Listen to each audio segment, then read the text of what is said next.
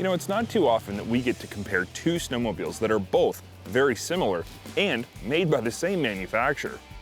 Most of our comparisons are head-to-head with competing snowmobiles, but today I want to take a moment to dissect two sleds that are worlds apart in name, but closer than you might think in usability.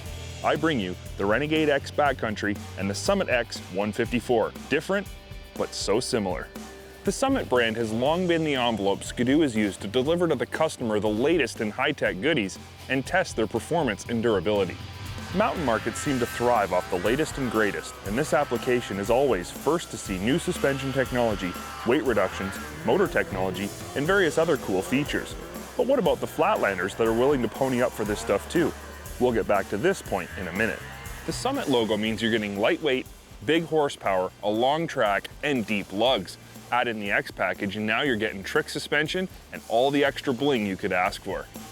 Typically, Summit models would only be seen in the mountains. However, there's a move by flatland freeriders to buy up Summit models and run them in big snow flatland areas that are closer to sea level.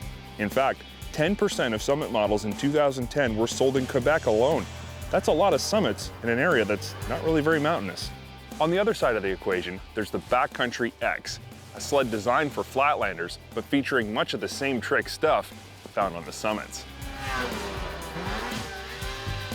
So what's the Summit got on the Renegade Backcountry? Engine, the same. Chassis, same.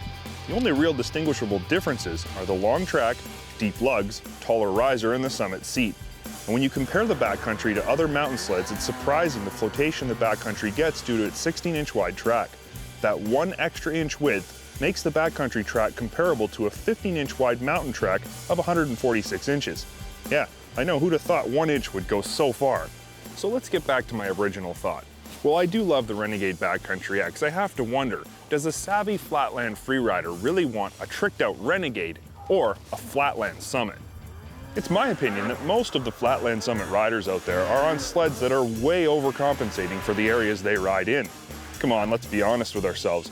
Pulling up on a Summit might look cool, but the usability of all that track and lug in flatland areas, it's minimal when compared to what the Backcountry offers. So what's the big deal with Summits? Could it really be as easy as that consumers simply believe a Summit is for powder riders and a Renegade is for long track trail riders? Maybe. I know firsthand that the Backcountry line of Renegades have huge potential. They can hold their own with the Summit models in almost every flatland powder situation and even outperform them in some areas. But it would seem that there's a disconnect in buyers' minds when it comes to the Renegade name. This could be a direct result of the crossover and free riding market and its ever-increasing base of riders seeking mountain-like experiences.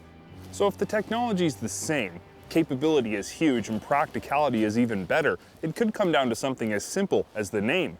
What about the Summit Backcountry? Personally, I like it.